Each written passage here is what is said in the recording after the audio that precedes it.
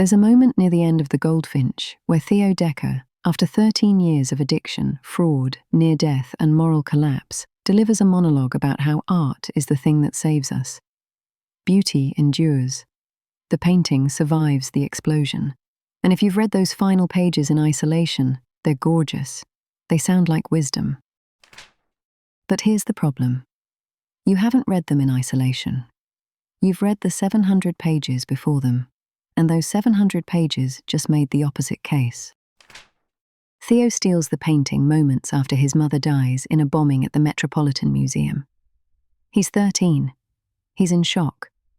And Karel Fabritius's tiny Goldfinch, this small, luminous painting of a bird chained to its perch, becomes the object he carries forward.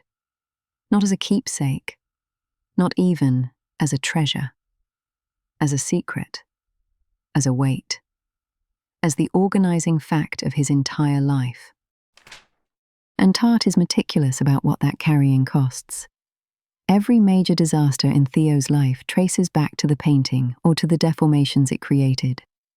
His inability to be honest with anyone, his drift into furniture fraud with Hobie, his entanglement with Boris's criminal world, his addiction, which isn't incidental. It's the maintenance required to live with a secret that large. The painting is a Fabritius, and Fabritius died in 1654 when a gunpowder magazine exploded in Delft, destroying most of his work. The Goldfinch survived. Theo survives a similar explosion. The parallel is deliberate, and it's the one Theo clings to. Beauty endures through catastrophe. The bird is chained, but alive. The painting is damaged, but intact. Art outlasts the disaster. But Tartt does something quietly devastating with this parallel. Because what does Theo actually do with this surviving beauty? He wraps it in a pillowcase. He hides it in storage lockers. He drugs himself to avoid thinking about it. He lets Boris swap it for a textbook without noticing. The painting endures, sure, but Theo doesn't. The painting is fine. It was always going to be fine. It's the person carrying it who gets destroyed. This is where the critical controversy around the novel missed the point entirely. When certain reviewers dismissed The Goldfinch as a plotty, Dickensian entertainment, not literary enough for its Pulitzer, they were reacting to the surface. The coincidences, the picaresque, the sprawl. But the engine beneath all of that is a rigorous philosophical trap. Tartt built a novel in which a character becomes addicted to the idea that beauty is redemptive, and then she let that addiction ruin him.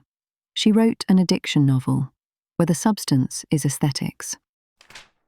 Think about what Theo actually loves about the painting. He describes it in terms of presence, warmth, a living thing looking back at him. He anthropomorphizes it. He needs it the way you need a person, not the way you need art. And that's the tell. His relationship to the painting isn't aesthetic appreciation. It's attachment disorder.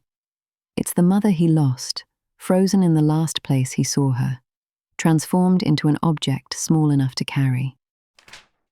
Which brings us back to that ending. Theo's monologue about beauty and survival reads like a thesis statement. And maybe Tartt believed it. She's spoken in interviews about the redemptive power of art, but the novel doesn't believe it.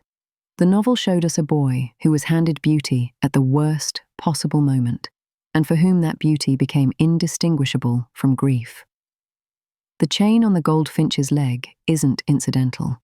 It's the whole point. The bird is beautiful. The bird is captive. And Theo is both.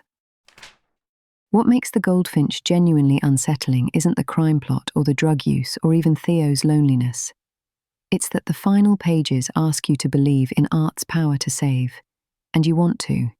You want the monologue to land. And it does land, emotionally. But the novel you just read won't let you keep it. Tartt wrote a book that argues against its own conclusion, and I don't think that's a flaw.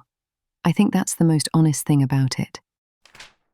Because that's what we do with the things we love. We insist they saved us, even when the evidence runs the other way.